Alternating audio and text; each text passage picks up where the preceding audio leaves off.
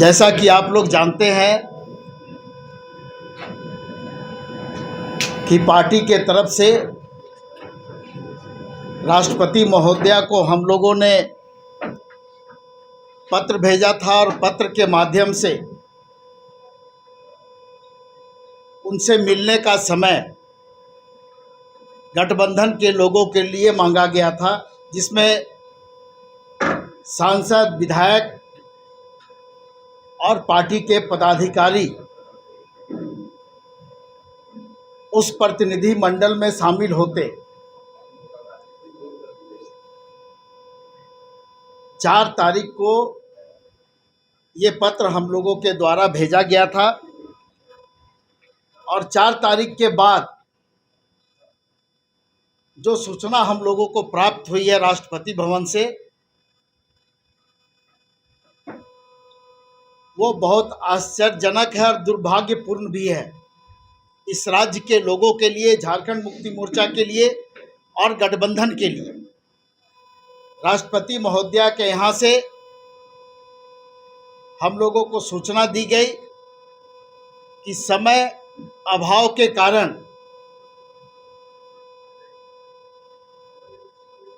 इस प्रतिनिधि मंडल से मिलना संभव नहीं है। आप लोगों को भी मालूम है कि उस पत्र में इस राज्य और पूरे देश का जो ज्वलंत मुद्दा है, सरना धर्म कोड को लागू करने की मांग लगातार चल रही है, चाहे सामाजिक संगठन हो या राजनीतिक संगठन हो। विधानसभा के अंदर में सड़कों पर लगातार लोग अपने हक अधिकार की बात करते हैं और इसके लिए लड़ाई भी लड़ी जा रही है। एसटी के आरक्षण से भी मामला जुड़ा हुआ है। जो 26% इस राज्य में आरक्षण लागू है, उसको बढ़ा करके 28% किया गया। एससी को 10% आरक्षण लागू है, उसको बढ़ा करके 12% किया गया और ओबीसी को जो 14% आरक्षण इस राज्य में मिल रहा है, उसको बढ़ा करके 27% किया गया। और ये विधानसभा के अंदर से बहस हुई, विधेयक आए और उसको पास करके राज्यपाल महोदय के पास इसको भेजने का काम किया गया। लेकिन आप लोग भी जानते हैं कि काफ़ी दिनों तक इस मामले को लंबित रखने के बाद राज्यपाल महोदय के तरफ से जो टिप्पणी आई, वो भी टिप्पणी इस राज्य के लोगों के भावना के बिल्कुल विपरीत थी। उन्होंने कहा कि सुप्रीम कोर्ट के गाइडलाइन के अनुसार ये आरक्षण नहीं है, इसलिए इसे वापस भेजा जाता है। उसी तरह से 1932 का खतियान, जो इस राज्य का ज्वलंत मुद्दा है, लोगों के अस्मिता से जुड़ा हुआ मुद्दा है, उस पर भी काफ़ी दिनों बाद राजभवन की चुप्पी टूटी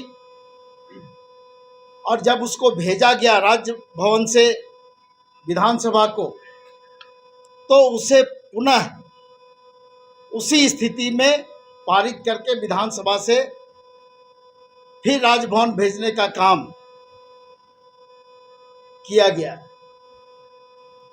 मैं इसलिए इन बातों की चर्चा कर रहा हूं कि जिस तरह का व्यवहार इस राज्य के लोगों के साथ में, या यूं कहें कि महागठबंधन में जो भी दल हैं, उनके द्वारा जो भी बातें उठाई जाती है या जो भी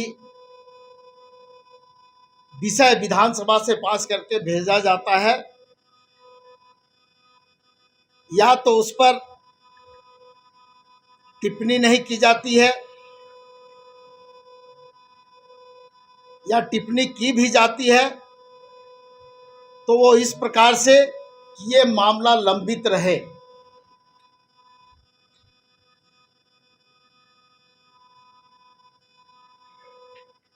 दूसरी बात कि जब राष्ट्रपति महोदय के यहाँ से हम लोगों को ये सूचना आई, निश्चित रूप से हम लोगों के अंदर में ये बातें हुई कि आखिर क्या कारण है कि हम लोगों को मिलने का समय नहीं दिया जा रहा। हो सकता है कि उनकी व्यस्तता रही हो, लेकिन जो विषय है इस राज्य के लिए काफ़ी ज्वलंत विषय है। हम लोग चाहते हैं कि गठबंधन के लोगों को, जो सांसद हैं, विधायक हैं या पार्टी के ऑफिस बेरर हैं, उनको मिलने का समय दिया जाए।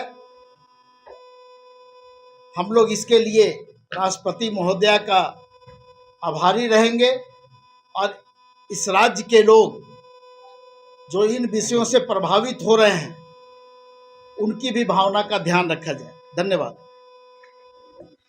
बिल्कुल हम लोग प्रयास करेंगे कि उनके तरफ से हम लोगों को समय दिया जाए, ताकि हम लोग, चूंकि हमारी बातें राज्य भवन के द्वारा भी नहीं सुनी जा रही है, तो हम कहीं ना कहीं तो गुहार लगाएंगे। इसलिए हम लोगों ने राष्ट्रपति महोदया से मिलने का समय मांगा था, लेकिन जब समय नहीं मिला तो हम लोगों को दुख हुआ है, आश्चर्य भी हुआ और उनके फैसले पर हम लोगों को निराशा भी हुई। विनोद जी, अभी आपने कहा कि हो सकता है उनके पास टाइम नहीं हो, और आप कह रहे हैं कि आश्चर्य भी लगा। नहीं, समय अगर नहीं है तो आप एक सप्ताह में नहीं दे सकते हैं, 10 दिन में नहीं, 15 दिन में, 1 महीना बाद आप समय दे सकते हैं। लेकिन विनोद जी, आप कहते थे कि जो खून का रिश्ता था आप लोग का वो कहाँ गया? नहीं, उस रिश्ता पे आप सवाल क्यों उठा रहे हैं? वो रिश्ता और ये जो विषय है दोनों अलग अलग है। और आपने एक बात कहा कि वोट देते समय भी जिन बातों को लेकर हम लोगों ने समर्थन किया था, हम लोगों को उम्मीद थी कि राष्ट्रपति महोदया चूंकि इस राज्य में भी राज्यपाल रह चुकी हैं, यहाँ के लोगों के भावना से अवगत हैं, तो निश्चित रूप से जो बातें हम लोगों के द्वारा पत्र में दर्शाई गई है उस पर वो सहानुभूति पूर्वक विचार करेंगे। इंडिया गठबंधन में बीजेपी के एजेंडे पे तो राष्ट्रपति काम नहीं कर रहे। नहीं, ये सवाल हम उन पे नहीं उठा सकते हैं कि किसके एजेंडे पे काम कर रही हैं, लेकिन हम लोगों को तकलीफ हुआ है और इस राज्य के लोगों की भावना आहत हुई है।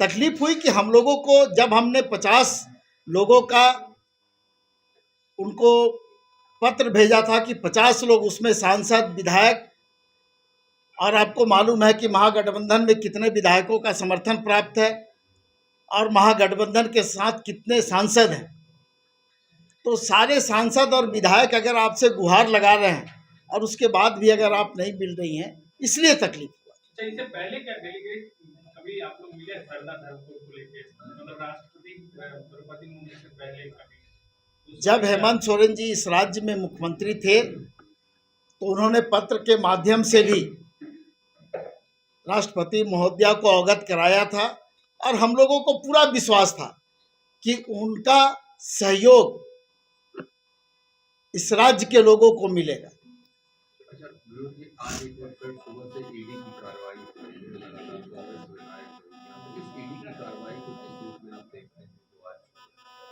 देखिए, जिस रूप में आप लोग इस मामले को देखते हैं उसी रूप में हम लोग भी देखते हैं, और ये कार्रवाई हो रही है तो कार्रवाई के पश्चात ये हम लोग टिप्पणी करें तो ज़्यादा बेहतर है। विनोद जी, कल बैठक हुई थी मुख्यमंत्री आवास में गठबंधन सीट को लेकर, तो क्या निकला, कब तक घोषणा की?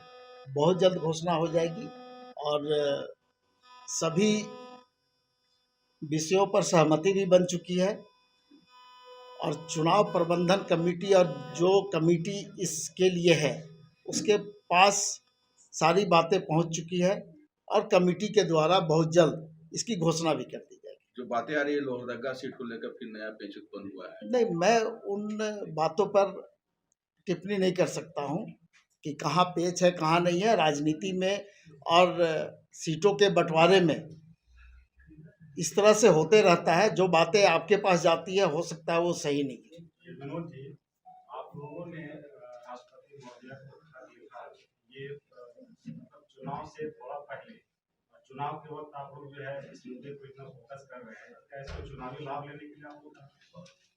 देखिए, आपको शायद मालूम नहीं है, इस विषय पर लगातार झारखंड मुक्ति मोर्चा और गठबंधन के लोग मुखर रहे हैं।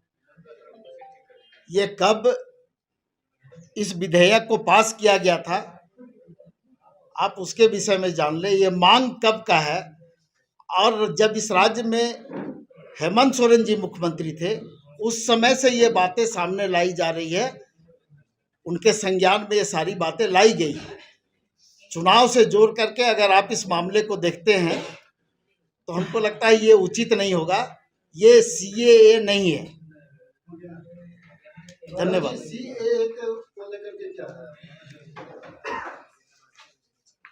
क्या झारखंड में देखिए, आपने लोगों कोई के implement करी है? अंदर में जो इस सरकार के प्रति जो सोच बन रही है, जो विषय है, जो मुद्दे हैं, उससे भटकाने का एक जरिया मात्र है। आपको मालूम होगा कि 11 लाख लोगों ने इस देश को छोड़ा जो व्यापारी वर्ग से आते हैं। उस पर कभी चर्चा हुई? और आप उन लोगों को लाने की बात कर रहे हैं जो इस देश में नहीं है। आपके देश के लोग आपको छोड़ करके जा रहे हैं, इस देश को छोड़ करके जा रहे हैं। उसका असर यहाँ के इकोनॉमी पे पड़ रहा है, लेकिन उस पर चर्चा नहीं। झारखंड में इसको इम्प्लीमेंट करिएगा आप लोग? क्या विचार चल रहा है किसको? CAA को?